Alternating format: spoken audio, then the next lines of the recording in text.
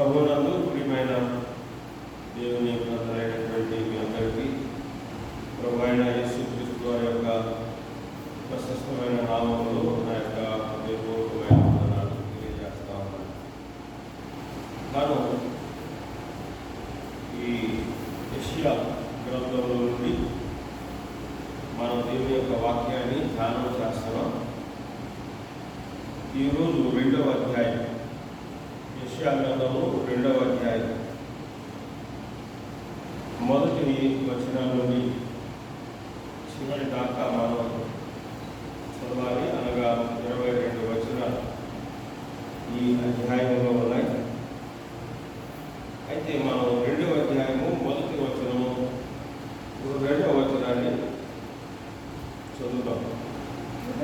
యోధాను గురించి, యెరూషలేమును గురించి ఆమోజు కుమారుడైన యెషయాకు దర్శనము వలన కలిగిన నీవోకు అంచె దినములలో పర్వతముల పైన యెహోవా మందిర పర్వతము పర్వత శిఖరమున స్థిరపరచబడి కొండల కంటే ఎత్తుగా ఎత్తబడను. ప్రవాహం వచ్చినట్టు సమస్త జనులు వచ్చింది. ప్రార్థన చేసుకుందాం. అట్లా వస్తుంది తల వచ్చినట్లయితే ప్రార్థన చేసుకుందాం. మమ్మలను అతి మిక్కులుగా ప్రేమిస్తున్న మా ప్రియమైన పరలోక తండ్రి, మీ పరిశుద్ధమైన శ్రేష్టమైన నామాలను బట్టి మేము చూపిస్తున్నాం. వారిని మేము ఆరాధించాం. మీ వాక్యాన్ని మేము వినబోతుండగా మీకు అవసరమైన నన్ను మీ ఆత్మతో నింపి మీ సూచనలను మరుగుపరిచి మీరు మాట్లాడాలి. ప్రభావ మీరు మాట్లాడితే మేము బ్రతుకుతాం. మీరు మాట్లాడుతుండగా మేము గ్రహించే మనసును దయచేసి ఆ ప్రకారంగా మరి మేము నడుచుకోవడానికి అవసరం విశ్వాసములు నాయన మాకు అనుగ్రహించమని ప్రార్థన కుమారుడు మా రక్షకుడైన యేసుక్రీస్తు నామములో ప్రార్థిస్తున్నాం తండ్రి. ఆమేన్. దేవుని యొక్క వాక్యంలో నుండి మనం యెషయా గ్రంథం 2వ అధ్యాయంలో ఈ యోధాను గురించి, యెరూషలేము గురించి ఆమోజు కుమారుడు యెషయా కలిగిన యెషయాకు దర్శనం గల దేవుడు అంచె దేవులలో పర్వతముల పైన యెహోవా మందిర పర్వతము పర్వత శిఖరమున స్థిరపరిచి కొండల కంటే ఎత్తుగా ఎత్తబడి ఉన్నది. ఇది అంచె దినములలో అంటే అంచె దినము అంటే యేసు ప్రభు యొక్క రాకడకు ముందు ఉన్నటువంటి దినము నీ అంచె దినాలు అని మనం పిలుస్తూ ఉంటాం. యేసు క్రీస్తు ప్రభు వారి లోకానికి వచ్చారు. అది మొదటి రాకడ. ఆయన మరణించి సమాధి చేయబడి ఆయన చెప్పినట్లుగానే 3వ రోజున సమాధిలో నుండి తిరిగి లేచారు.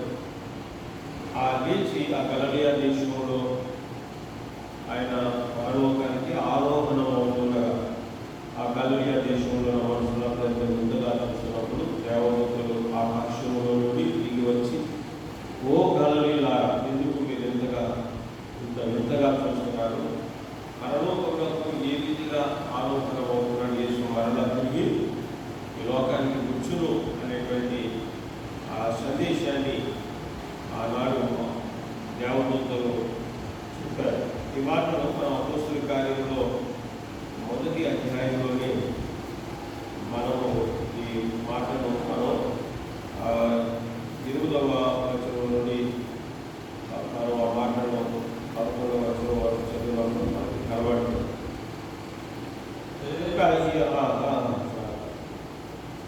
కనుక ఈ పర్వత అంచె దినములలో ఏం చెప్తుంది? పర్వతముల పైన యెహోవా మందిర పర్వతము పర్వతముల పైన యెహోవా మందిర పర్వతము యెహోవా మందిర పర్వతము అనే మాటను మనం గమనించాలి. పర్వత శిఖరమున స్థిరపరచబడి కొండల కంటే ఎత్తుగా ఎత్తబడును.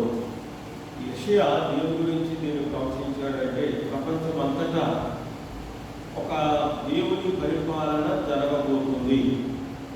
ఇప్పుడు ఈ ప్రపంచంలో రకరకాల ప్రభుత్వాలు, అమెరికా దేశంలో ఒక ప్రభుత్వం, ఇంగ్లాండ్ దేశంలో ఒక ప్రభుత్వం, మన దేశంలో ఒక ప్రభుత్వం, అలాగా వివిధ దేశాల్లో రకరకాల ప్రభుత్వాలు పరిపాలన చేస్తూ ఉన్నాయి. కానీ ఒక దినం రాబోతుంది, ఆ దినం యెరూషలేమును కేంద్రంగా చేసుకుని దేవుడు పరిపాలన చేయబోతున్నాడు అని యెషయా ప్రవచించాడు. దీనికి మనం దానియేలు గ్రంథం 2వ అధ్యాయంలో మనం చూస్తే, దానియేలు గ్రంథంలో 2వ అధ్యాయము బబులోను దేశాన్ని పరిపాలన చేస్తున్నటువంటి రాజు అయినటువంటి నెబుకద్నెజరు మొదటి వచనాన్ని చదువుతాం. నెబుకద్నెజరు తన ఏలుబడియందు 2వ సంవత్సరమున కలను కనెను. అందును గూర్చి ఆయన మనసు కలతపడగా ఆయనకు నిద్ర పట్టుకునేది. కాగా రాజు తాను కనిన కలలను తనకు తెలియజేయుటకై స్వప్నగారులను, గారడి దిగల వారిని, మాంత్రికులను, కల్దీలను పిలువనప్పుడని ఆజ్ఞేయగా వారు వచ్చి రాజు సముఖమున నిలిచిరి. రాజు వారితో, నేను ఒక కల కంటిని, ఆ కల భావము తెలుసుకోవాలని నేను మనో వ్యాకుల పొందిన ఉన్నాననగా కల్దీల శరీర భాషలో ఇట్లని, రాజు చిరకాలం జీవించును గాక, తమరి దాసులకు కలసెయ్యుడి, మేము దాని భావము తెలియచెప్పెదము. రాజు, నేను దాన్ని మర్చిపోతును కానీ కలను దాని భావమును మీరు తెలియజేయని ఎడల మీరు ఉత్తనీయులుగా చేయబడుతురు, మీ ఇల్లు కండపొప్పగా చేయబడును. కలను దాని భావమును తెలియజేసేట దానములను, బహుమానములు, మహాగణతయు నా సముఖంలో కనుక కలను రాజుకి కళ వచ్చింది. బబులోను దేశాన్ని పరిపాలన చేస్తున్న రాజు అయిన నెబుకద్నెజరుకి కళ వచ్చింది. ఆ కళ వచ్చిన తర్వాత తన మనసు నిద్ర కలతగా ఉంది, నిద్ర పట్టలేదు. కనుక ఆ దేశంలో ఉన్నటువంటి గారడి విద్య గలవారును, స్వప్నగారులను, మాంత్రికులను, కల్దీల విద్య అభ్యసించే వారందరినీ పౌరు పెట్టాడు. వారందరూ పుట్టాహుతిన రాజుగారు పౌరు పెట్టారు కనుక వెంటనే వారు బయలుదేరి ఆ రాజభవనం దగ్గరికి రాజుగారి దగ్గరికి వచ్చినప్పుడు రాజుగారు చెప్పారు, నాకు కళ వచ్చింది, దాని యొక్క భావం మీకు చెప్పాలి. మీరు దాని యొక్క భావాన్ని చెప్తే నేను మీకు బహుమానాలు ఇస్తాను, మహాగణతను నేను మీకు కలుగు చేస్తాను. అయితే వారు ఏం చెప్పారు, ఆ కళ చెప్పండి, ఆ కళ భావాన్ని మేము చెప్తాం అన్నారు. అయితే రాజు ఏమన్నాడు, ఆ కళ నేను మర్చిపోయాను అన్నాడు, కానీ దాని భావం మీరు చెప్పాలి అన్నాడు. ఇప్పుడు వాళ్ళ చాలా ప్రమాదంలో పడినట్లుగా వాళ్ళు ఎంచుకుని మనం చిక్కులో పడ్డాం, ప్రమాదంలో పడ్డాం అనుకుని వారు కంగారు పడుతూ భయంతో, రాజా 7వ వచనంలో ఆ కళను తమ దాసులమైన మాకు చెప్పిన ఎడలా మేము దాని భావం తెలియజేసిన మరలా ప్రస్తుతం ఇచ్చిన కంగారు పడ్డారు. ఆ మాట ఏ మాటకి అంటే, రాజు నేను కళ మర్చిపోయాను, దాని యొక్క భావం చెప్పాలి అంటే ఎవరు చెప్పగలరు, కంగారు పడి మరలా చెప్పారు, అదే మాట చెప్పారు. అప్పుడు రాజుకి కోపం వచ్చి ఆయన చాలా అత్యాగ్రహం తెచ్చుకున్నాడు. అందుకు రాజు 12వ వచనంలో రాజు కోపం తెచ్చుకొని అత్యాగ్రహం గలవాడే బబులోను జ్ఞానులను సంహరించుకోవాలని ఆజ్ఞించారు. వారు ఏం చెప్పారు అంటే, అందుకు 10వ వచనంలో కల్దీలు ఇలా ఉత్తరం ఇచ్చారు, భూమి మీద ఏ మనుషులను రాజు అడిగిన సంగతి చెప్ప దారడు, ఏ చక్రవర్తియు, అధికారియు, స్వప్నగాని వద్దను, గారడి విద్య గలవారి వద్దను, కల్దీని వద్దను ఈ సంగతి విచారింపలేదు. రాజు విచారించిన సంగతి బహు అసారమైన, దేవతలు కాక ఎవరునూ ఆ సంగతి తెలియజెప్పలేదు.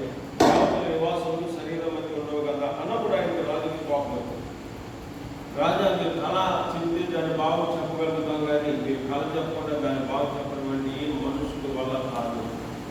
ఏ శత్రుగాను, ఏ గారడి విద్య గలవాడు, ఏ జ్యోతిష్కుడు, ఎవరి వలన ఈ సంగతి కాదన్నప్పుడు రాజుకి ఆ కోపం వచ్చి వారందరినీ సంహరించడానికి మరి ఆయన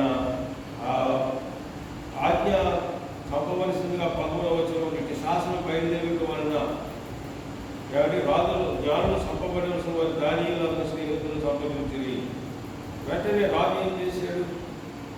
వారిని సంహరించండి, ఈ గారడి విద్య జ్యోతిష్కులు చేసేవాళ్ళు వీరందరినీ కూడా సంహరించండి అని చెప్పినప్పుడు అది బబులోను దేశంలో బానిసగా మోబడినటువంటి దానియేలు ఆ సంగతి విని రాజు వెళ్ళి రాజు దగ్గర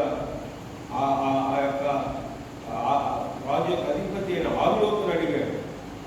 ఏంటి రాజుగారి దగ్గర ఇంత కలత రావడానికి, ఇంత రావడానికి తొందరగా అలాంటి ఆదేశం రావడానికి ఏమైంది అంటే కూడా ఆయన వివరించి చెప్పాడు రాజుగారు ఎలా జరిగింది. అప్పుడు దానియేలు తన ఆ సమయాన్ని అడిగాడు, తను కొంత టైం ఇమ్మన్నాడు.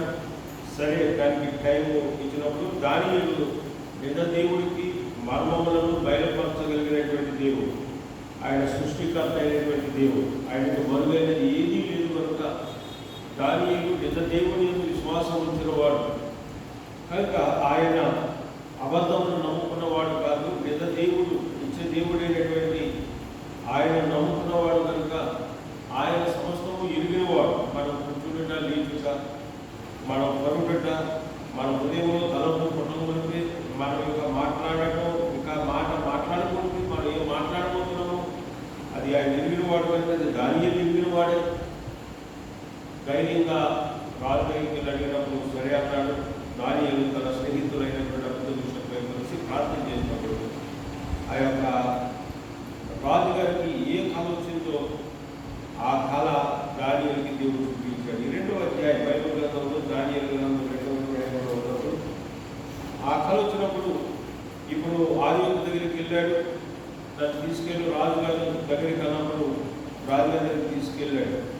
27వ వచనం 26వ వచనం రాజు నేను చూసిన కలియు దాని భావమును తెలియజెప్పుగా నీకు సఖ్యమా అని బెల్షాజరు అని దానియేలు అడగగా దానియేలు రాజు సమూహంలో ఇలాగూ ప్రచురించింది. రాజు అడిగిన మర్మము జ్ఞానులైనను, గారడి విద్య గలవారైనను, శుభ్రగారులైనను, జ్యోతిష్కులైనను తెలియజెప్పదా. అయితే మర్మములను బయలుపరచగల దేవుడు ఒకడు పరలోకమందు ఉన్నాడు. అంచె దినములందు కలగబోదానని ఆయన రాజుకు నెబుకద్నెజరుకు మీకు తెలియజేశాను. హల్లెలూయా. కనుక ఈ దానియేలు రాజు దగ్గరికి చెప్తున్నాడు, అయ్యా మీరు అడిగిన ప్రశ్న, మీరు కళ చెప్తే బాగు చెప్పగలిగేవారు ఉన్నారు, కానీ మీరు కళ చెప్పకుండా దాన్ని బాగు చెప్పగలిగేవాడు ఎవరి వల్ల కాదు. అందరూ కానీ సభ్యులు కానీ జ్యోతిష్కులు ఎవరి వల్ల కాదు, గారడి విద్య వల్ల కాదు, అయితే దేవుని వలన ఉంటుంది. మేము ఆ దేవుడికి ప్రార్థన చేసాం. ఆ రాజుకి ప్రభు రాజుగారి నెబుకద్నెజరు రాజుకి ఏ కళ వచ్చిందో దాన్ని మాకు చూపించు, దాని భావం ఏంటో మాకు చూపించు, మాకు తెలియజేయని అడిగినప్పుడు దానియేలుకి దేవుడు ఆ విషయాన్ని, ఆ కళను చెప్పాడు, దాని అర్థం చెప్పాడు. ఇప్పుడు అక్కడికి దానియేలు ధైర్యంగా రాజు సమూహంలోకి వెళ్ళినప్పుడు నువ్వు చెప్తావా అని నేను చెప్తాను అన్నాడు. ఆ కళ చెప్పాడు. రాజా, మీరు నిద్రించి చూడగా బ్రహ్మాండమైనటువంటి ఆ ప్రతిమ ఒకటి వచ్చింది. చూడండి 31వ వచనంలో ఉంటుంది. రాజా తాము చూచుచుండగా బ్రహ్మాండంలో ఒక ప్రతిమ కనబడింది కదా. ఆ గొప్ప ప్రతిమ మహాప్రకాశమును భయంకరములైన రూపము కలదై తమ ఎదుట నిలిచెను.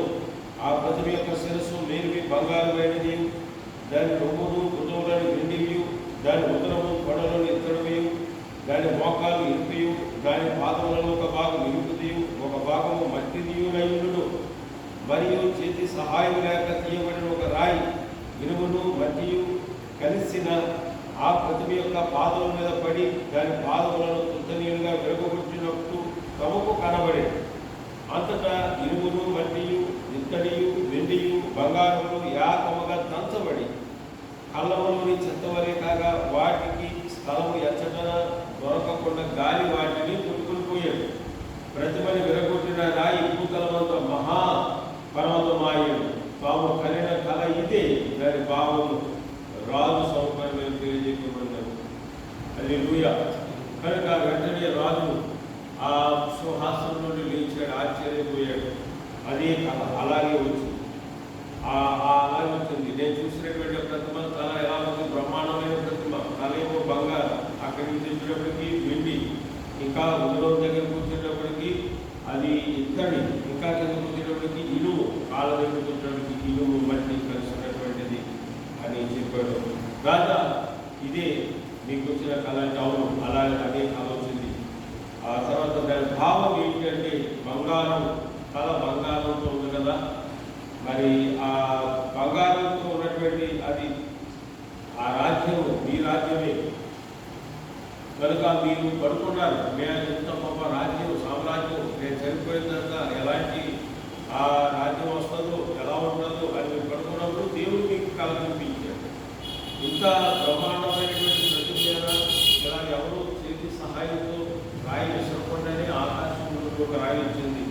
ఆ బ్రహ్మాండమైన ప్రతిజ్ఞలు పడినప్పుడు ఆ రాయి ముక్కలైపోయింది, అది మహాపర్వతం అయిపోయింది అన్నమాట. కనుక దాని భావం ఏంటంటే ఆ బంగారు శిరస్సు మీరు మీ తర్వాత ఒక ఆ విలువ తక్కువ రాజ్యం వస్తుంది అని చెప్పాడు. మీ తర్వాత విలువ తక్కువ రాజ్యం అంటే యేసుక్రీస్తుకు పూర్వము 605 నుండి 539వ సంవత్సరం వరకు నెబుకద్నెజరు యొక్క రాజ్య పరిపాలన జరిగింది. దాని తర్వాత కోరేష్ అనేటువంటి రాజు మాదియా పారసీకియా దేశం వెండి బంగారం కంటే కొంచెం విలువ తక్కువ రాజ్యం. ఆ రాజు రాజ్యాన్ని పరిపాలన చేశాడు. ఆ తర్వాత మరి గ్రీకు ఎలా కిందకేమవుతుంది, వెండి తర్వాత ఇత్తడి వచ్చింది. బంగారం కంటే వెండి విలువ తక్కువ, వెండి కంటే ఇత్తడి ఇంకా విలువ తక్కువ. అలెగ్జాండర్ గ్రీకు సామ్రాజ్యాన్ని పరిపాలన చేశాడు. కనుక దాని తర్వాత ఏమొచ్చిందంటే ఇనుము వచ్చింది. అంటే బంగారం కంటే వెండి కంటే ఆ విలువ తగ్గుతూ ఉంది. ఆ తర్వాత ఈ రాజ్యం వచ్చింది, ఆ ఇనుము రోమా సామ్రాజ్యము, గ్రీక్ సామ్రాజ్యం వచ్చింది. ఆ తర్వాత ఇనుము రోమా సామ్రాజ్యం వచ్చింది. ఇప్పుడు రోమా సామ్రాజ్యం కూడా ఆ పత్రమైపోయింది, రోమా సామ్రాజ్యం అయిపోయింది. అంతకంటే మొత్తం ఇనుము మట్టి కలిసిన రాజ్యం అది ఈ రాజ్యం, ఇది ప్రజా రాజ్యం, ఈ రాజ్యము ఇది. కనుక ఇలాగ దాని యొక్క భావం చెప్పాడు. కనుక ఈ అంతకంతము విలువలు తగ్గిపోతూ ఉన్నాయి. కనుక ఇది ఇనుములాగా మనుషులు ఎలా ఉంటారు, ఇనుము మట్టి కలిసి ఉన్నట్టుంటుంది, కానీ రెండు అద్దునట్టుంటే కానీ మాతకు రెండు. అలాగే మనుషులు కలిసి ఉన్నట్టుంటారు కానీ ఒకడంటే ఒకడు కలిసి తిరుగుతారు, కలిసి మాట్లాడుతుంటారు, కానీ మనసులు విలువలు బాగుండదు. కనుక ఈ రాజ్యంలో ఉన్నటువంటి ప్రజలు మనస్తత్వాలు అలా ఉంటాయి. కనుక ఇప్పుడు ఈ రాజ్యము పతనమైపోతుంది, కానీ దేవుడు ఒక రాజ్యాన్ని స్థాపించబోతున్నాడు. ఈ రాజ్యాలన్నీ పతనమైపోతాయి, ఈ రాజ్యాలు అంతమైపోతాయి. కనుక ఆ రోజున యెషయా అనేటువంటి భక్తులు ప్రవచించాడు, ప్రపంచం అంతటా దేవుడు ఒక దేవుడు పరిపాలన జరగబోతుంది, దేవుడు రాజ్యాన్ని స్థాపిస్తాడు అంచె దినాల్లో. కనుక ఆ రాజ్యము చాలా ఎలాంటి రాజ్యం అంటే చాలా ఉన్నతమైనటువంటి రాజ్యము. ఆ రాజ్యము చాలా ఉన్నతమైనటువంటి రాజ్యం, అది సాటి లేనటువంటి, ఆ రాజ్యానికి సాటి లేదు. అలాంటి రాజ్యాన్ని దేవుడు స్థాపించబోతున్నాడు ఈ లోకంలో. హల్లెలూయా. కనుక అంచె దినములలో యెహోవా మందిర పర్వతము శిఖరములకు ఎత్తుగా కట్టబడుతుంది. ఆ రాజ్యము చాలా గొప్ప రాజ్యం అని యెషయా భక్తుడు ప్రవచించాడు.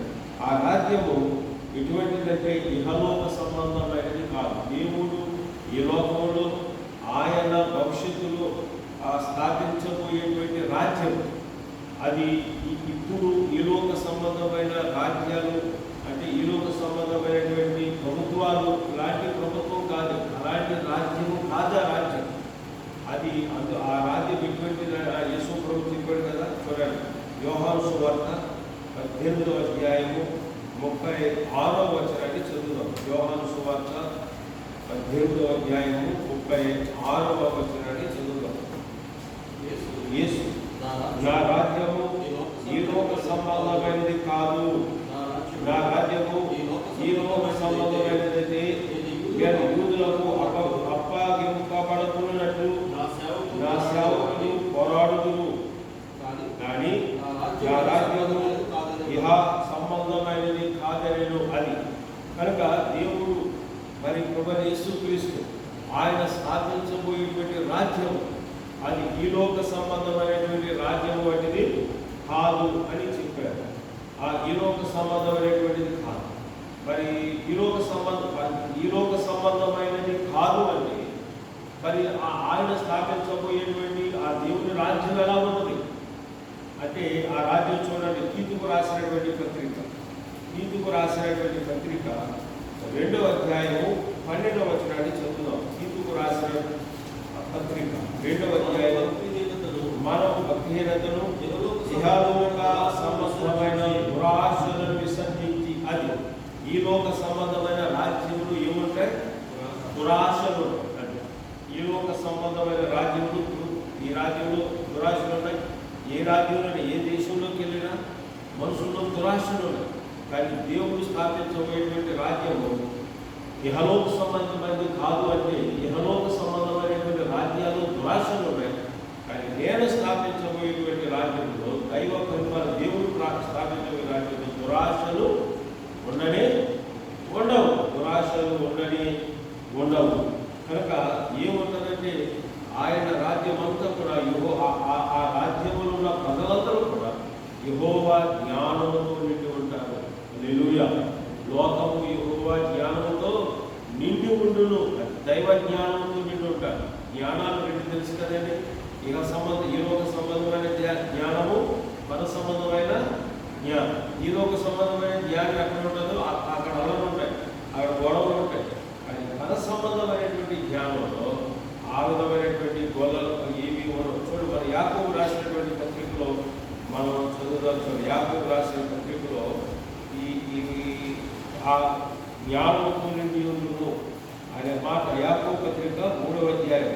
లోకము యెహోవా జ్ఞానంతో నిండి ఉండును అంటే దేవుని రాజ్యములో ఉన్నటువంటి ప్రజలు ఈ లోక జ్ఞానంతో నిండి ఉండరు, దైవ జ్ఞానంతో నిండి ఉంటారు. కనుక 3వ అధ్యాయం యాకోబు పత్రిక 3వ అధ్యాయము చూడండి 15వ వచనాన్ని చదువుతాం. 15వ వచనం. ఈ జ్ఞానము పై నుండి వచ్చినది కాక భూ సంబంధమైనది, ప్రకృతి సంబంధమైనది, దెయ్యముల జ్ఞానం వంటిది అయి ఉన్నది. ఏలయనగా అసరమును, వివాదమును ఎక్కడ ఉండును అక్కడ అల్లరియు ప్రతి నీచి కార్యముండును. అయితే బయటకు వచ్చే జ్ఞానము మొట్టమొదట పవిత్రమైనది, తర్వాత సమాధానకరమైనది, మృదువైనది, సులభంగా లోబడినది, కనికరముతోను మంచి ఫలములతో నిండుకునేది, పక్షపాతమైనది, వేషధారణైనది, లేనిది అయి ఉన్నది. నీతి ఫలము సమాధానం చేయవారికి. ఇక్కడ 2 రకాలైనటువంటి జ్ఞానాలు యాకోబు పత్రిక 3వ అధ్యాయం 15వ వచనం నుండి మనం చదువు. ఇంకా పై నుండి చదవచ్చు 11వ వచనం నుండి. ఆ 2 జ్ఞానాలు భూ సంబంధమైన జ్ఞానము అంటే అది ప్రకృతి సంబంధమైనటువంటి జ్ఞానం, సూర్యుడి క్రింద ఉండేటువంటి జ్ఞానం. మరి పై నుండి వచ్చే జ్ఞానం అంటే అది పర సంబంధమైన జ్ఞానం, సూర్యుడి పైన ఉండేటువంటి జ్ఞానం. ఈ 2 జ్ఞానాలకు ఉన్న వ్యత్యాసం చూడండి. ఈ లోక ప్రభుత్వాలలో ఉన్నటువంటి మనుషులందరూ ఈ భూ సంబంధమైన జ్ఞానాన్ని కలిగి ఉన్నారు కదండి. ఈ జ్ఞానానికి మరొక పేరు పెట్టారు, ఈ లోక జ్ఞానము. అది దేవుని దృష్టికి విరుద్ధము. రెండోదిగా ఈ లోక సంబంధమైన జ్ఞానం అది దెయ్యముల బట్టి జ్ఞానం. దెయ్యానికి ఎలాంటి జ్ఞానం ఉందో ఆ జ్ఞానం కలిగి ఉన్నాం. కనుక అసలు ఉంది, ఎవరి మనుషులే ఉంది, అసూయ ఉంది, వివాదాలు, గొడవలు ఉన్నాయి. ప్రతి నీచమైనటువంటి కార్యాలు ఈరోజు మనుషులు మధ్య జరుగుతూ ఉన్నాయి. ఈ లోక జ్ఞానం అదే దైవ జ్ఞానంతో ఉన్నటువంటి వారు మధ్య అలాంటివి ఉండవు. ఎవరి అది పవిత్రమైంది, అది చాలా సమాధానకరమైనది, మృదువైంది, లోబడుతుంది. కాబట్టి ఆ తర్వాత అది కనికరంతో నిండి ఉంటుంది, పక్షపాతం ఉండదు, వేషధారణ ఉండదు. చూసారు ఎంత తేడా ఉండదు. ఆ దానికి ఇంకెక్కడ అర్థం ఉండదు అసలు. కనుక ఆ దేవుని యొక్క పరిపాలన, దేవుడు రాజ్యాన్ని స్థాపించబోతున్నాడు. అంత్య దినాల్లో ఈ లోక రాజ్యములన్నీ కూడా నాశనమైపోతాయి, పతనమైపోతాయి. ఆనాడు దానియేలు చూపించిన దర్శనం ప్రకారంగా. కనుక దేవుడు ఒక దినాన్ని ఆయన ఈ లోకంలో యెరూషలేమును ఆధారంగా చేసుకుని ఒక రాజ్యాన్ని స్థాపించబోతున్నాడు.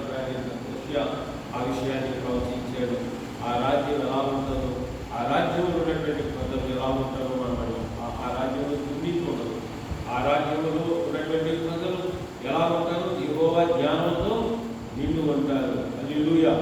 కనుక ఇంకా చూడండి, ఆ దినాన మనుషులు ఎలా ఉంటారంటే చూడండి, యెషయా గ్రంథంలో పొందాం 2వ అధ్యాయం. యెషయా గ్రంథం 2వ అధ్యాయం.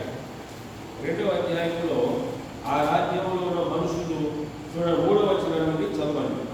ఆ కాలమున సియోనులో నుండి ధర్మశాస్త్రము, యెరూషలేము నుండి యెహోవా వాక్కు బయలుదేరెను. జనులు గుంపులు గుంపులుగా వచ్చి యాకోబు దేవుని మందిరమునకు యెహోవా పర్వతమునకు మనము వెలుదుమనండి. ఆయన తన మార్గముల విషయమై మనము పూజించును. మనము ఆయన భావనలు నడుపును అని చెప్పుకుందురు. ఆయన మధ్యవర్తి అన్యజనులకు న్యాయము తీర్చును, అనేక జనములకు తీర్పు తీర్చును. వారు తమ కర్కములను నాగటి నక్కులుగాను తమ ఈటిలను మంచు కత్తులుగాను సాగబుచ్చుదురు. జనం మీదకి జనము కట్టబెద్దకయుదురు. యుద్ధము చేయుట మానివీతులు. యాకోబు వంశస్థులారా రండి, మనం యెహోవా వెలుగులో నడుచుకుందాము. హల్లెలూయా. కనుక దేవుడు ఆ రాజ్యంలో ప్రజలు ఎలా ఉంటారు అనే విషయాన్ని ఇక్కడ మనం 3వ వచనం నుండి 5వ వచనం వరకు కూడా మనం చదివాం. కనుక మరి దేవుడు అంటే ఆయన రాజ్యాన్ని స్థాపించబోతున్నాడు. అయితే మరి దేవుడు యేసుక్రీస్తు ప్రభువారి లోకంలోకి వచ్చి రోమా సామ్రాజ్యము పరిపాలన చేస్తున్నటువంటి దినాలలోని మరి ఈ సంఘము అనేటువంటిది ఈ లోకంలో ప్రారంభించబడింది, స్థాపించబడింది. హల్లెలూయా. కనుక దేవుని సంఘం ఎవరైతే ప్రభువైన యేసుక్రీస్తుని రక్షకుడుగా అంగీకరించి మరి నమ్మి బాప్తిస్మం పొందినటువంటి వారు ఆయన సంఘంలోనికి మనం సభ్యులమయ్యాం. ఈ సంఘము అనేటువంటిది రోమా గవర్నమెంట్ ఉండగానే స్థాపించబడింది. ఈ స్థాపించబడినటువంటి ఈ దేవుని సంఘము ఇది ఏమవుతుంది, అంతకంతకు అభివృద్ధి చెందుతూ ఉంది. అక్కడే ప్రారంభించబడింది, కానీ ఈ రోజున ప్రపంచమంతా విస్తరించి ఉంది. వారు అనుకున్నారు యేసు ప్రభువుని చంపేస్తే ఇక ఈ బెడద ఉండదు, ఈ ఆలోచన ఉండదు, ఇతరులతో ఈ ముగింపు అయిపోతుందని, యేసు ప్రభువుని అతను మారిస్తే ముగింపు అయిపోతుందని వారు అనుకున్నారు. కానీ వారు ఆలోచన ఏమయ్యాయి, వారయ్యాయి. కనుక ఆ రోజున ప్రభు యొక్క శిష్యులు మరి 11 మంది ఇస్కరియోత ద్రోహి అయి ఆయన మార్గం నుండి తప్పిపోయాడు. మిగిలిన పౌలు ప్రపంచ వ్యాప్తంగా దీన్ని ఏం చేశారు, దీన్ని విస్తరింపజేశారు. ఇది సంఘం రాను రాను రాను రాను విస్తరిస్తూ ఉంది. మరి ఆ దేవుని యొక్క పరిపాలన, దేవుడు రాజ్యము ఎట్లా ఉంది అంటే దానికి ముందుగా దేవుని యొక్క సంఘము ప్రారంభించబడింది. కనుక ఈ సంఘము అభివృద్ధి చెందుతూ ఉంది, విస్తరిస్తూ ఉంది. కనుక ఈ సంఘం ఎంత శక్తివంతమైందంటే యేసు ప్రభువు చెప్పారు. మత్తయి సువార్తలో 16వ అధ్యాయము 18వ వచనాన్ని చదువుతాం చూడండి. మత్తయి సువార్త 16వ అధ్యాయము 18వ వచనాన్ని చదువుతాం. 16-18 మత్తయి సువార్త 16వ. మరి నీవు పేతురును, ఈ బండ మీద నా సంఘమును కట్టుదును, పాతాళలోక ద్వారములు దాని నిలువనేరవని నేను నీకు నిశ్చయముగా చెప్పుచున్నాను. హల్లెలూయా. కనుక ఈ సంఘం ఇది దేవుని సంఘం. ఈ సంఘం ఎంత శక్తివంతంగా ఉన్నదంటే ఈ సంఘము ముందు పాతాళం ఉడిపోతూ ఉంటుంది. పాతాళ లోక ద్వారాలు నిలవలేవు. కనుక దేవుని సంఘం అంత స్ట్రాంగ్గా ఉన్నది. దేవుని సంఘం అంత స్ట్రాంగ్. ఈ సంఘములో ఉన్నటువంటి వారు ఎలా ఉంటారు అంటే దేవుని రాజ్యములో ఉన్నటువంటి వారు ఎలా ఉంటారు అంటే మనం చదివే 3వ అధ్యాయం 2వ అధ్యాయం 3వ వచనం నుండి 5వ వచనం వరకు ఏమండి, మీరు సత్ప్రవర్తన కలిగి ఉంటారు. రండి, యాకోబు దేవుని మందిరములో యెహోవా పర్వతమునకు రండి. ఆయన మన మార్గదర్శకుడు మనకు బోధించును, మనం ఆయన కోవలను నడుపుమని చెప్పుకుంటారు. అంటే రండి, మనం దేవుని మందిరానికి వెళ్తాం, దేవుని సంఘానికి వెళ్తాం. అక్కడ దేవుని వాక్యం దొరుకుతుంది. మనకి దేవుని వాక్యం చెబుతారు. మనం ఎలా ఉన్న సత్ప్రవర్తన కలిగి జీవించాలో, ఎలా ఉన్న దేవునికి లోబడి జీవించాలో మనం చెప్తారు. సృష్టికర్త అయినటువంటి దేవుడు ఆయనకి ఆయన మనం ఎలా ఆరాధించాలి, ఆయనకు మనం ఎలా లోబడాలో మనకు నేర్పిస్తారు. రండి, మనం దేవుని మందిరానికి వెళ్దాం. అంటే దేవుని మందిరంలో మనం ఏం నేర్చుకుంటున్నాం,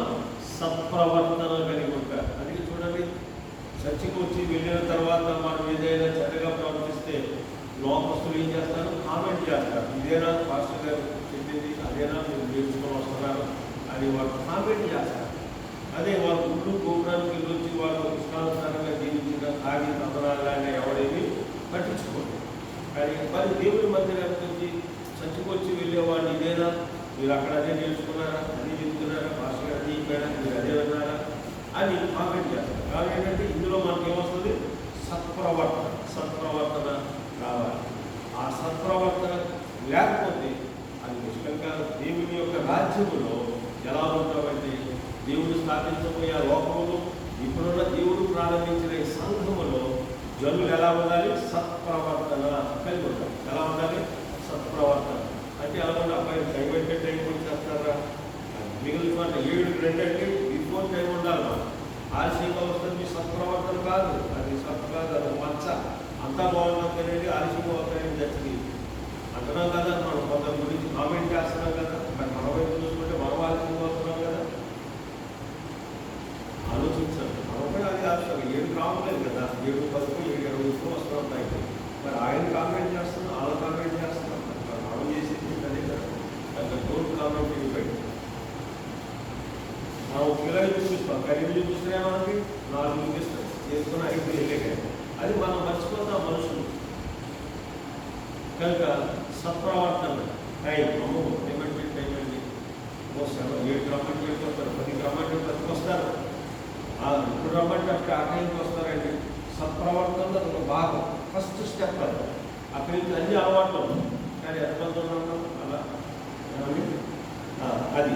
కనుక ఎప్పుడు బయలుదేరాలి, 7కి మీటింగ్ అన్నాం, 7 దగ్గర అవతల 7కి బయలుదేరాలి. 10 గంటల మీటింగ్ అంటే మనం 10కి మన డిస్టెన్స్ని బట్టి అలా మనం ఆలోచించి బయలుదేరాలి. ఆన్ టైం ఉంటాం. రైల్వే స్టేషన్కి ఎప్పుడు వెళ్తాం మనం, 7:30 ట్రైన్ అంటే 7:40కి వెళ్తాం, అంతే బండి ఉంటాం, బస్సు ఉంటుంది. ఇంకా ఆన్ టైం బిఫోర్ టైం ఉంటాం. మరి ఎక్కడికి మనం అట్లా మెయింటైన్ చేస్తే సత్ప్రవర్తన కనుక లోపడాలి. రండి మనం నేర్చుకుందాం. ఆయన కోపంలో నడుతుంది. ఇది సిన్సియర్గా దేవుడు, ఆయన సిన్సియర్, నీతి న్యాయం కలిగినవాడు. 2వ మాట 4వ వచనం ఎలా ఉంటారు దేవుడు ప్రజలంటే న్యాయముగా నడుచుకుంటారు. ఆయన మధ్య వచ్చే మా అన్యజనులకు న్యాయము తీర్చును. న్యాయముగా నడుచుకుంటాం అదే, అన్యాయంగా నడుచుకోం. కానీ లోకంలో మనుషులు ఎలా ఉన్నారు, అన్యాయస్తులు, మీకు అన్యాయస్తులు, గగాత్మకులుగా ఉంటారు. కానీ తర్వాత వారు తమ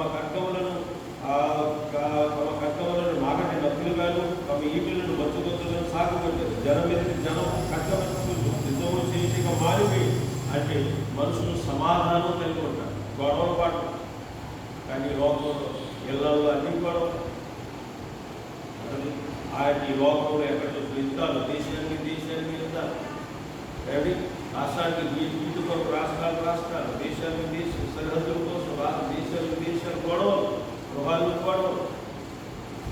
కానీ ఆ దేవుడి రాజ్యంలో, దేవుడి సంఘంలో ఎలా ఉంటారు, మనం సమాధానం కలిగి సత్ప్రవర్తన కలిగి ఉంటాం. తర్వాత న్యాయంగా నడుచుకుంటాం. తర్వాత సమాధానం కలిగి మనము నడుచుకుంటాం. కనుక దేవుని యొక్క వెలుగులో మనం జీవిస్తాం. రండి యాకోబు వంశస్థులారా, 5వ వచనం, రండి యెహోవా వెలుగులో మనము నడుచుకుంటాము. హల్లెలూయా. కనుక ఇలాంటి సంఘం అది బలమైన దేవుడు వేసుకున్నామండి.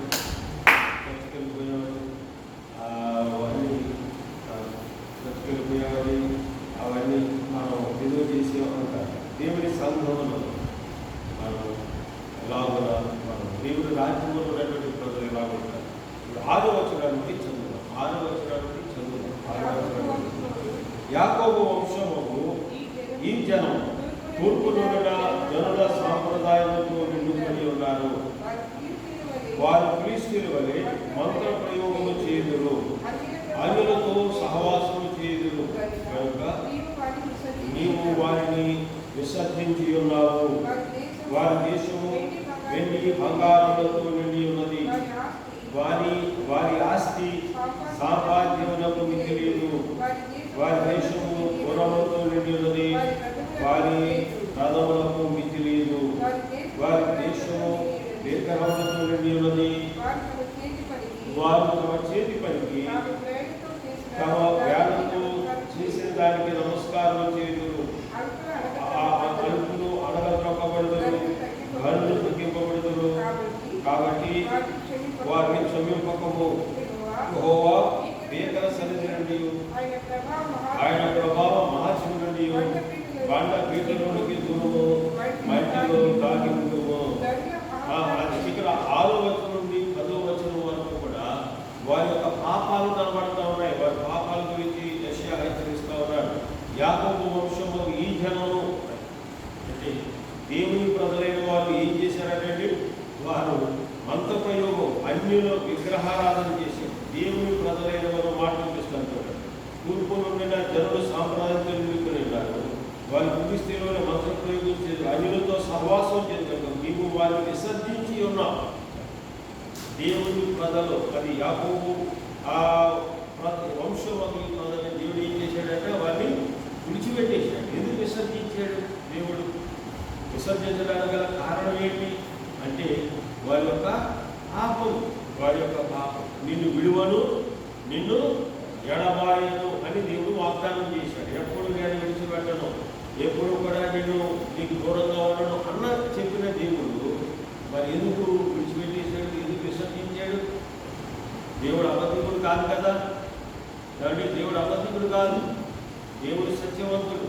నేను బైబిల్లో చాలాసార్లు చెప్పాడు, ఓ ఇశ్రాయేలు వినుము, నేను నిన్ను విడువను ఎడబాయను. యెహోషువ గ్రంథంలో కూడా చదువుతాం, నేను విడువను ఎడబాయను అన్నాడు. నేను తోడుగా ఉంటాను. కానీ నేను ఎందుకు విడిచిపెట్టాడు ప్రజల్ని అంటే వారి యొక్క పాపం. ఏంటి వారి పాపాలంటే 1, 2 కాదు. ఒక పాపమే అనేకమైన పాపాలకి కాదు. ఒకటే కాదు ఏంటంటే దాన్ని బట్టి సవా లక్షణాల్లోకి చేరిపోతూ ఉంటాయి. కనుక విగ్రహారాధన చేసి దేవుడు విగ్రహాల తర్వాత వారు ఆశూర్యులు అన్యులు తూర్పునున్న ఆ దేశస్తుల సాంప్రదాయం అంటే అన్యరాజు ఆశూర్యులు బబులులు ఉన్నటువంటి రాజ్యంలో ఉన్నటువంటి ప్రజలు వారు ఏ ఆచారాలు అయితే ఆచరిస్తున్నారు ఆ ఆచారాలు చూసి ఇప్పుడు వీరు కూడా ఏం చేస్తున్నారు, అలాంటి ఆచారాలు ఆచరించడం మొదలుపెట్టారు. అందుకని దేవుడు వారిని విడిచిపెట్టాడు. ఈరోజు మనమైనంతే కనుక దేవునికి వ్యతిరేకమైన ఆచారాలు మనం ఆచరిస్తే అలాంటి రోజుల్లో మనం సహవాసం చేయకూడదు. అలాంటి వాళ్ళతో మనం మాట్లాడతాం, కానీ కలిసి ఉండటం వేరు, కలిసిపోవడం వేరు. ఆయన అంటాడు కదండి, కొరింథీయులకు రాసినటువంటి పత్రికలో ఒక మాట చదువుతుందండి. 2వ పత్రిక 6వ అధ్యాయం 14వ వచనం చదవండి. 2వ కొరింథీ 6వ అధ్యాయము 14వ వచనం. మీరు అవిశ్వాసులకు తోడుగా ఉన్నప్పుడు నీతికి ఏమి సాంగత్యము, వెలుగునకు చీకటితో ఏమి పొత్తు, క్రీస్తునకును తెలియాలకు ఏమి సంబంధము, అవిశ్వాసతో విశ్వాసకి పాలెక్కడిది, దేవుని ఆలయములకు విగ్రహములతో కూడిక ఏమి పొందిక, మనము దేవుని గల దేవుని ఆలయమై ఉన్నాము. హల్లెలూయా. మనము దేవుని ప్రజలు, దేవుని గల దేవుని ఆలయం. కానీ కలిసి ఉంటారు, కలిసిపోకూడదు. కనుక వారు ఆ ఆశూరీయులు బబులోను దేశస్తులు వారు ఏ ఆచారాలు ఆచరించారో విగ్రహారాధన. దేవుడు ముందే చెప్పాడు కదా, దేవుడు పరిశుద్ధుడు.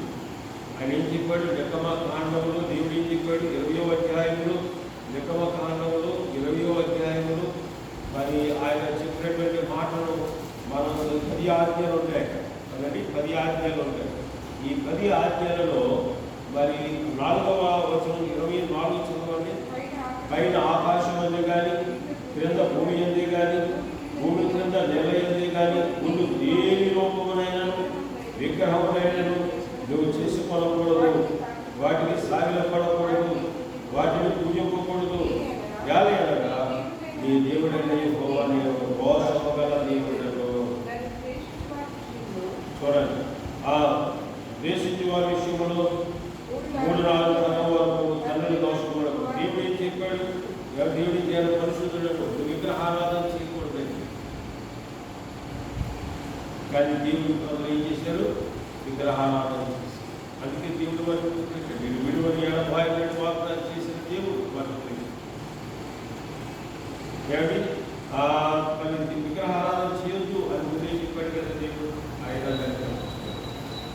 అని వారు దాన్ని పట్టించుకోలేదు. వారు దీని మీద తనకు ఇంకో మాట మనం గాడికి పోలి ఆయన చాలా పరిశుద్ధులైనటువంటి దేవుడు. ద్వితీయోపదేశ కాండంలో 4వ అధ్యాయంలో దేవుడు ఎందుకు విగ్రహారాధన చేయొద్దన్నాడే దాని గురించి ఆయన చెప్తాడు. చూడండి 4వ అధ్యాయంలో ద్వితీయోపదేశ కాండము 4వ అధ్యాయం 15వ వచనం. ఏరేపులో యెహోవా అగ్నిజ్వాలల మధ్య నుండి మీతో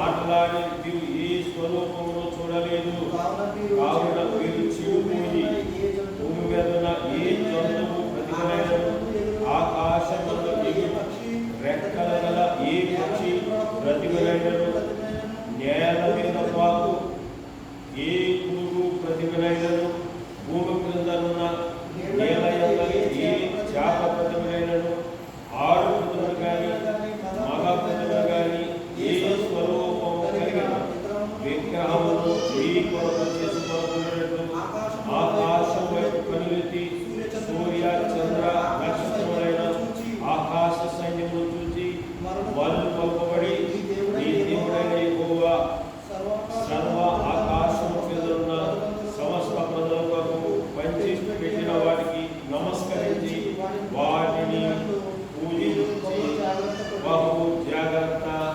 పూజింపబడినట్టు బహు జాగ్రత్త పడుడి. బహు జాగ్రత్త పడుడి. చూడండి, బహు జాగ్రత్త పడుడి.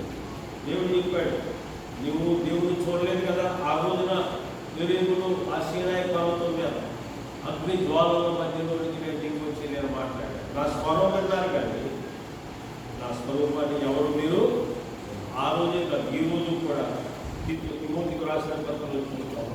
ఏ నన్ను ఆయనను చూడలేదు, ఆయన ఎవరు చూడలేరట. కనుక చూడనటువంటి ఆ దేవుని యొక్క రూపాన్ని పెట్టుకుని ఇది దేవుని రూపమని ఒక చెట్టును, ఒక పుట్టను, ఒక పక్షిను, ఒక జంతువును, అది ఆకాశం ఎగిరే పక్షి కావచ్చు, నేల మీద ప్రాకే పురుగు కావచ్చు, నాలుగు జంతువు కావచ్చు, ఆకాశంలో ఉన్న సూర్యచంద్ర నక్షత్రాలు కావచ్చు, ఏమైనా కావచ్చు, వాటికి నువ్వు నమస్కరించుకోవడం జాగ్రత్త. అది దేవుడు చెప్తే వెళ్ళి చేసే ఇశ్రాయేలు అన్యజనులు అసూరీయులు బబులోను దేశస్తులు చేసేటువంటి ఆ పని చేసి దేవుడు ఏం చెప్పారు, మీరు నాకు ఎలా ఉండాలి, ప్రత్యేకంగా ఉండాలి. ఈ రోజున మనం కూడా దేవుని ప్రజలు ఆయన సంఘంలోనికి చేర్చబడ్డాం. ఆయన సువార్త విన్నాం, దేవుడు మనం ఆకర్షించుకున్నాడు. మరి దేవుడు లోకంలో నుండి అన్య జనాంగంలో నుండి దేవుడు మనల్ని ఆయన యొక్క సంఘంలోకి చేర్చాడు. ఇప్పుడు మనం లోకంలో ఉన్నాం కానీ లోకానికి వీరుగా ప్రత్యేకంగా ఉన్నారు.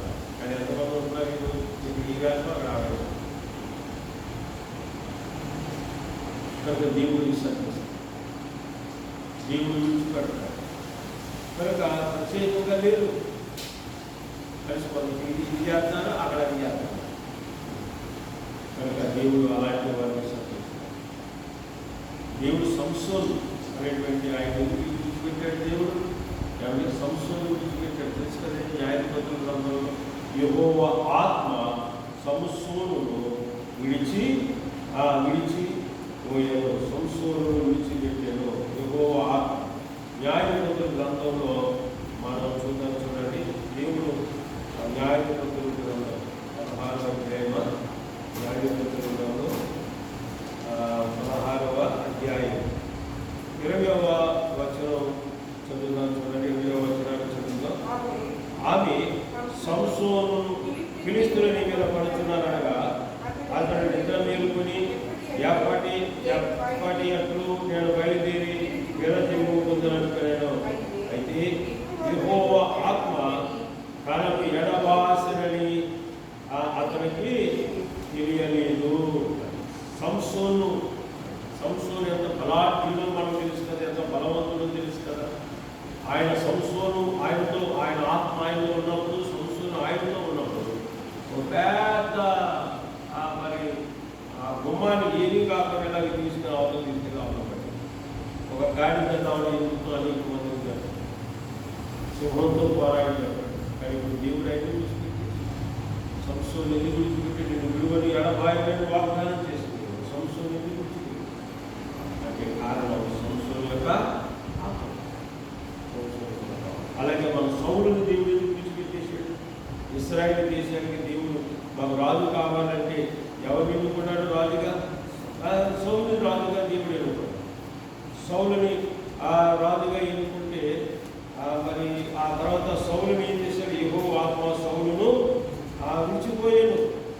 ఏమొచ్చింది? అతని మీదకి ఏమొచ్చింది? దురాత్మ వచ్చింది. మరి సౌలు అనేటువంటి రాజును దేవుడు ఎందుకు విడిచిపెట్టేశాడంటే, సౌలు అనేటువంటి రాజు అని ఏం చేశాడు? పాపం చేశాడు. అంటే దేవుడి మాట దేవుడు చెప్పింది దేవుడు చెప్పినట్టుగా చేయలేదు. ఏదో సగం చేశాడు, తనకు తోసినట్టుగా చేశాడు, తనకు నచ్చినట్టుగా చేశాడు, మిగిలినట్టు చేశాడు. దానికి దేవుడు తృప్తి పడిపోతాడా? దేవుడు దాన్ని సంతోషపడిపోతా ఉంటాడు. దానికి చెప్పడం దేవుడు ఇచ్చింది ఉంటాడు. నువ్వు తృప్తి పడతా ఉంటాడు. ఎగ్జామ్ జ్ఞాపకం వెళ్ళినప్పుడు ఎగ్జామ్లో ప్రశ్న ఇచ్చేది 1-2 రాశాడు, దేవుడు తృప్తి పడిపోతాడు. ఓన్లీ 2 రాశాడు కదా పాస్ చేసేద్దాం అనుకుంటాడా? అలా చేయకుండా ఈ ప్రశ్న రాయడంలో అన్నీ రాసి అప్పుడే వాళ్ళు దాన్ని పాస్ చేయడానికి పాస్ చేస్తారు. అంతేకాదు ఓన్లీ 5 రాశాడు కదా, 2 రాశాడు కదా, ఈ పాస్ చేసేది అంటారా? అలా ఉన్నారు. సౌలు కూడా దేవుని ఆత్మ దేవుడు విడిచిపెట్టడానికి గల కారణం ఏంటంటే, సౌలు దేవుని మాటను వినలేదు. కనుక మనం దేవుని మాటను మనం పాటించాలి. దేవుని యొక్క వాక్యాన్ని మనం పాటించాలి. దేవుని దేవుని యొక్క వాక్యం. తర్వాత యెషయా గ్రంథం 1వ అధ్యాయంలో 2వ అధ్యాయంలో యెషయా గ్రంథం 2వ అధ్యాయం కనికరించున్నాయి. రోగాలు మనం ఎక్కడైతే దేవుని యొక్క మాటను మనం పాటించట్లేదు అక్కడ కనుక 11వ వచనంలో నుండి నరుల అహంకారం దృష్టి తగ్గిపోబడను, మనుషుల గర్వం తగ్గబడను, ఆదరణ యెహోవా మాత్రమే గణన వహించారు. ఇక్కడ 12వ వచనంలో అహంకారం చేయగల ప్రతి దానికి అవమానించడానికి విమర్శించు దినం ఒకటి యెహోవా నియమించి ఉన్నారు. అంటే తీర్పు తీరుస్తాడు దేవుడు. దీనికి ఆధారం ఏంటంటే, ఒక దినాన్ని నిర్ణయించాడు. ఆ దినాన్ని మనుషులు మనందరికీ తీర్పు ఉంది. ఈ భూమి మీద నివసించినటువంటి కాలంలో మానవులు చేసిన క్రియలు మంచివైనా సరే చెడ్డమైనా సరే తీర్పులోకి వస్తాయి. దేవుడు తీర్పు తీరుస్తాడు. గర్విష్ఠుల యొక్క గర్వం ఏమవుతుంది? అడగద్రొక్కబడుతుంది. ఇక మనకి ఇందులో చదివితే వారి విగ్రహములు గుర్తుగా నశించిపోను. 18వ వచనము 19వ వచనం యెహోవా భూమిని గజగజ వణికింప లేచినప్పుడు ఆయన భీకర సన్నిధి ఆ ప్రభావం మార్చివను మనుషుల కొండల గుహలను దూరుచు నేల పురులను దూరుదురు. ఆ దినమున అనగా తీర్పు దినమున యెహోవా భూమిని గజగజ వణికింప లేచినప్పుడు ఆయన భీకర సన్నిధి నుండి ఆయన ప్రభావం మార్చివను కొండల గుహలను గడ్డ బీటలను దూరమని ఆశిస్తున్నారు. తాము పూజించుటకై చేయించుకున్న వెండి విగ్రహముల సువాల విగ్రహములు ఎలుకలకు గబ్బిలములకు పారవించుకు అని కిందని ఏమన్నాడంటే, తన నాసికానందంలో ప్రాణం కలిగిన నరుని లక్ష్య పెట్టకము వాడిని లక్ష్య పెట్టకు వాడు. ఆ రోజున మనుషులు ఏం చేస్తున్నారండి?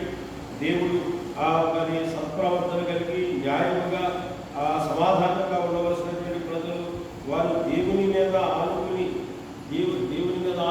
దేవుని వైపు చూస్తూ దేవుడు నడవలసినటువంటి వారు ఏం సంపాదించారంటే 7వ వచనంలో వెండి బంగారములతో నిండి ఉన్నది. వారు ఆస్తి సంపాదించారు, ఇంకా సంపాదించారు, ఆస్తి సంపాదించారు. యెషయా గ్రంథం 2వ అధ్యాయం వారి దృష్టి అంతా దేని మీద ఉందంటే ఆస్తుపాస్తులు సంపాదించారు.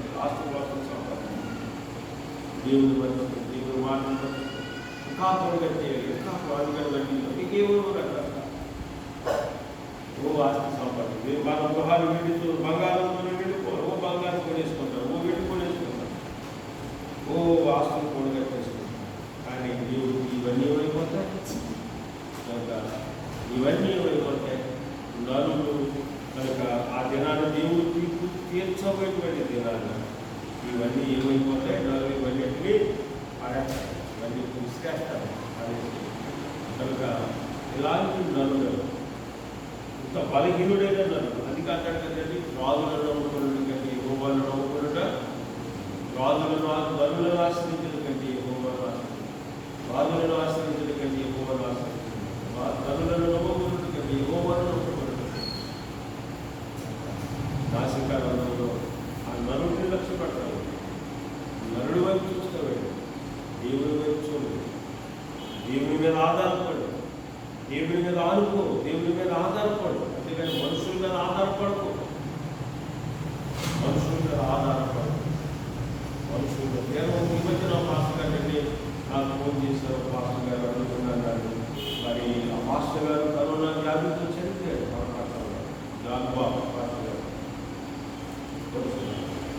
ఏంటి కారణం అంటే వాళ్ళ పిల్లలకి, ఆ పాస్టర్ గారి పిల్లల్ని ఎవరో ఆమె స్పాన్సర్ చేస్తారట చదువుతో. ఆ పిల్లల్ని నేనే చదివిస్తాను, మీ పిల్లల్ని చూడండి ఎంత గొప్ప సమాధానం ఉంది. నేనే చదివిస్తాను పాస్టర్ గారు మీ పిల్లల్ని. అలా ఎంత చదువుకున్నా, ఎంతవరకు చదువుకున్నా, ఇంత పరిచయాన్ని నేనే భరిస్తానని ఆమె ముందుకు వచ్చింది. అలా చదివిస్తాను. ఆమెకి ఏమొచ్చింది? కరోనా వచ్చింది. ఆమె కరోనా వచ్చింది, చనిపోయింది. ఆ తర్వాత ఆయన కానీ ఆయన ఆశ ఏంటంటే, మరి నా పిల్లలకి ఇంకా ఆమె ముందుకు వచ్చింది, నాకు ఎంత సహాయం చేస్తుంది, చదివిస్తుంది అని ఆయన ఏంటంటే ఈ గెలకూడదు. కానీ నాకు ఆ రీతిగా ఆమె ఉపయోగించుకుని దేవుడు ఆమె ద్వారా నాకు సహాయం చేస్తున్నాడని దేవుడు మర్చిపోయాడు. దేవుడు మర్చిపోయాడు. వెళ్ళి అక్కడికి ఇంటికి వచ్చింది, కరోనా వచ్చింది, అలాగే ఉండిపోయాడు, చనిపోయాడు. అని నేను అడిగాను పాస్టర్ గారు, అడిగితే నేను చెప్తాను, మన ఆధారమైన వాడు నరుడు ఉపయోగించుకుంటాడంటే. నువ్వు దేవుడిని అడుగుతున్నావు, దేవుడు ఏమాత్రం పైనుంచి ఇలా వాడేస్తాడా? ఎవరినో ప్రేరేపిస్తాడు దేవుడు, మనుషుల్నే ప్రేరేపిస్తాడు దేవుడు. బట్ ధనవంతులే కాకపోవచ్చు, పేదవాడైనా వాడిని ప్రేరేపిస్తాడు దేవుడు. పేదవాడిని ప్రేరేపిస్తాడు. అమ్మడు దేవుడు వాడుకునేవాడు ధనవంతుడు ఎప్పుడు అనుకోవచ్చు, చాలా తప్పు. కనుక పేదవాడు కావచ్చు, అది ఏమీ లేకపోయినప్పుడు ఆ వివరాన్ని ఏరియాని పోషించడానికి ధనవంతుడిని పంపించాడు దేవుడు. ఆ కరువు కాలంలో సారేపతిలో ఉన్న విధవరాలని పంపించాడు దేవుడు. అది విధవరు ఎంతమంది ధనవంతులు లేరు, మరి ఆలింటికి ఎందుకు పంపలేదు దేవుడు? విధవరాలని పంపించాడు దేవుడు. అలాగే దేవుడు ప్రేరేపిస్తాడు. కనుక సేవకుడనేవాడు దేవుడి మీద ఆధారపడాలి, దేవుడి వైపు చూడాలి, దేవుడి మీద ఆధారపడాలి. అంతేగాని నా పిల్లలకు ఆమె స్పాన్సర్ చేస్తాను ఆమె దేవుడు అనుకుంటే ఎలాగా? మరి దేవుడు తెచ్చాడు కదా ఆ దేవుడు. కనుక మన దేవుడు చనిపోడు కదా. కనుక నిన్న నేడు కనుక దేవుడు వాడుకున్నాడు. ఇలా ప్రార్థన చేయాలి. నేను ఒక ఫిల్మ్ చూశాను, విలియం టీవీ గారు. ఆయన ఒక ఆమె పళ్ళు గమనించుకుని పళ్ళు ఇస్తాడు. ఆయన ప్రభావం నాకు ఇచ్చినందుకు స్తోత్రాలు అన్నాడు. అదేంటి డాడీకి ఇస్తే దేవుడు ఇచ్చినందుకు స్తోత్రం అంటే వెళ్ళేయాలి. మీ ద్వారా దేవుడు నాకు పట్టును దేవుడు ఇచ్చాడు. హల్లెలూయా అని ఇవ్వాలంటే ఎవరు? దేవుడిని హృదయంలో ప్రేరణ. కొంతమంది ప్రేరేపించినా ఆ ప్రేరణ ఎక్కేస్తారు అలా. ఇక అంతే, దేవుడికి ఛాన్స్ ఇవ్వకపోతే. కనుక అదే అన్నాను, దేవుడు మనకు ఆధారమైన వాడు కలుగుతాను. దేవుడిగా నా ప్రభు నా బిడ్డను చదివించడానికి ఆ సహోదరుని ప్రేరేపించు, ఆమెలో తలపుట్టించు, ఆమె ద్వారా నాకు సహాయం చేస్తాను. ఎన్నో వందనాలు. ఆమె పెట్టుకునే స్తోత్రాలు, నీకు వందనాలు. నీకు కానీ ఏం చేస్తాను, ఇక్కడే చేయలేకపోతున్నాను. ఇప్పుడు నన్ను నాసికానందరములు ఏమంటే ఈ ఆస్తి ప్రాపకమండి. నన్ను వెండి బంగారాలు సంపాదించుకుని ఆస్తి పాస్తులు సంపాదించుకునేటువంటి వారు చివరికి ఏమైపోతున్నారు? తీర్పు దేవుడు నిలబడతాడో ఇవన్నీ తీసేసి పారిపోతారు. మన దేవుని ఎందుకు లక్ష్యం వచ్చాడు, దేవుని మాట ఎందుకు లక్ష్యం వచ్చాడు, మన దేవుని ఉన్నతం. దేవుని భాష దేవుడు ఆయన చెప్పింది మనం చాలా సత్ప్రవర్తన కలిగి, సమాధానం కలిగి, ఆయన మన మంచివారు. యేసు ప్రభు మన మంచివారు కదండి. ఆయన మనం ప్రార్థన చేస్తాం. మన ప్రార్థన యేసు నామములో ప్రార్థిస్తాం. మనం ఏదైనా యేసు ప్రభు ఆయన మన మంచివారు, ఆయన మన సహాయం చేస్తాం. ఆయన మీదే ఆధారపడాలి. మనుషులు ఎప్పుడు కూడా మన లక్ష్య దేవుని మాటలు ఆశీర్వదించే 7వ అధ్యాయం పూర్తి చేసింది. 7వ అధ్యాయం ప్రార్థన చేసుకుంటాం. దేవుడి వార్తలు ఆశీర్వదించారు. వార్తలు ప్రార్థన చేసుకుంటాం. ప్రార్థన ఒక్క నిమిషం ప్రార్థన చేయండి. ప్రార్థన చేసుకుందాం. ప్రార్థన చేయండి. దేవుడు గొప్పవాడండి. ప్రపంచంలో ఈ లోకంలో ఉన్నటువంటి రాజ్యములన్నీ కూడా ఒక్కొక్క జనాల నాశనం కాబోతున్నాయని, పతనం అయిపోబోతున్నాయని యెషయా అనేటువంటి భక్తులు ప్రవచనంగా ముందుగా చెప్పేటువంటి ప్రవచనం చెప్పాడు. ఈనాడు ఈ ప్రపంచం యొక్క భవిష్యత్తు గురించి బబులోను దేశాన్ని పరిపాలన చేస్తున్నటువంటి రాజైన నెబుకద్నెజరుకు కల వచ్చింది. ఈ ప్రపంచ భవిష్యత్తు ఎలా ఉండబోతుంది అది కూడా ఆయన ఆలోచించి పడుకున్నాడు. ఆ తర్వాత ఇంత గొప్ప రాజ్యాన్ని స్థాపించిన తర్వాత ఎలా ఉండబోతున్నాడు దేవుడు చూపించాడు. ఆ కళ యొక్క భావనని ఈ రాజ్యము ఒకప్పుడు ఉన్నటువంటి ఆ బబులోను సామ్రాజ్యము లేదు. ఆ తర్వాత అంతకంటే విలువ తక్కువ వెండి మాదియా పారసియా సామ్రాజ్యం లేదు. కొంతకాలం ముందే చరిత్రలో మనం చదువుతున్నాం. చరిత్ర అబద్ధం ఆడదు. ఆ నెబుకద్నెజరుకు కళ వచ్చి దానియేలు దాని ఎవరో చెప్పినట్టు ఆ తర్వాత ఇంకా విలువ తక్కువ రాజ్యం వచ్చింది. అది గ్రీకు రాజ్యం. అలెగ్జాండర్ పరిపాలన చేశాడు. అది ఎత్తడ వంటిది. ఉదరం కడుపు అవన్నీ ఎత్తడి. ఆ తర్వాత అంతకంటే విలువలకు రాజ్యం వచ్చింది రోమా సామ్రాజ్యం.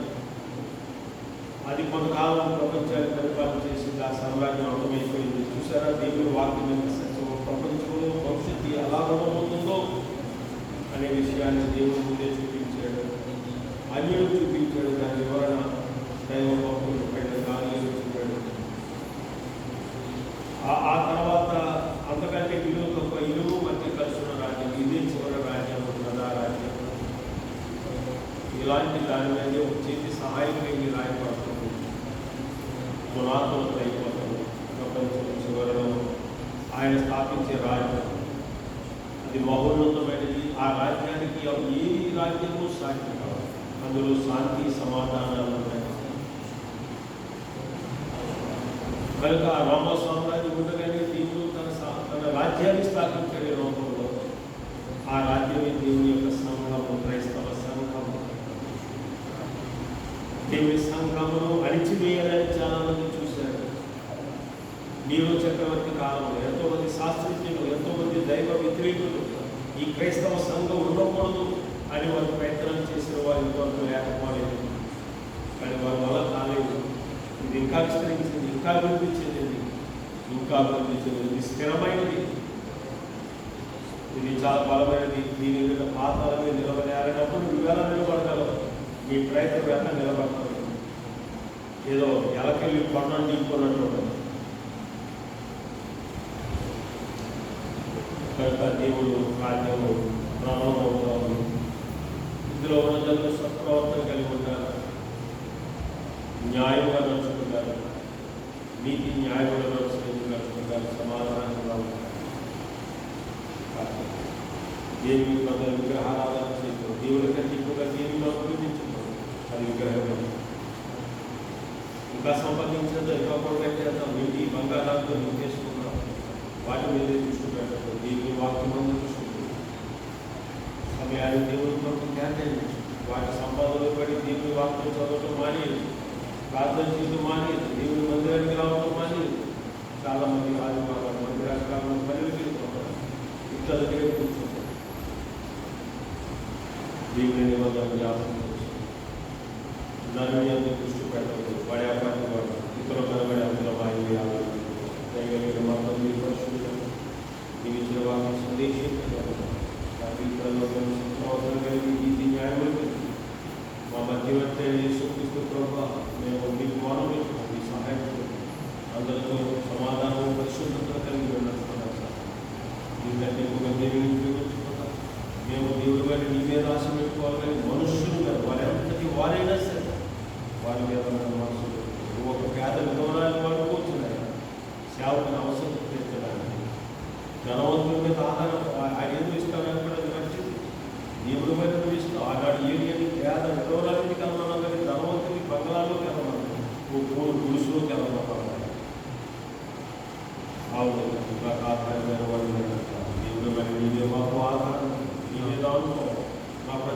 పారిపోవడం, నిన్నే వెళ్ళిపోవాలి, నిన్నే ఆడతాను. మా జీవితంలో ఎవరి తోలికి పోకుండా అన్యులతో సహవాసం చేసి వారి క్రియలు నేర్చుకోకుండా ఆ లోక సంబంధమైనటువంటి కొత్త సాంప్రదాయాలు, ఆ పద్ధతులు, ఆచార వ్యవహారాలు, అలవాట్లను కలిగి ఉంటున్నారు. నీ ప్రజలకు తగినట్టుగా ఒక ప్రత్యేకంగా జీవిస్తున్నారు. నీ కొంతమంది లోకంలో నుండి వేరు చేసుకోవాలి. వేరుగానే ప్రత్యేకంగా ఉండటం, పరిశుద్ధంగా ఉండటం, నీ ప్రజలు అన్నట్టుగా నిండిపోయి దేవుడికి సహాయం. ఈ రాజ్య పౌరులు ఎలాంటి మరి జ్ఞానాన్ని కలిగి ఉంటారు. అలాంటి జ్ఞానం చేసుకోవాలని ప్రార్థించి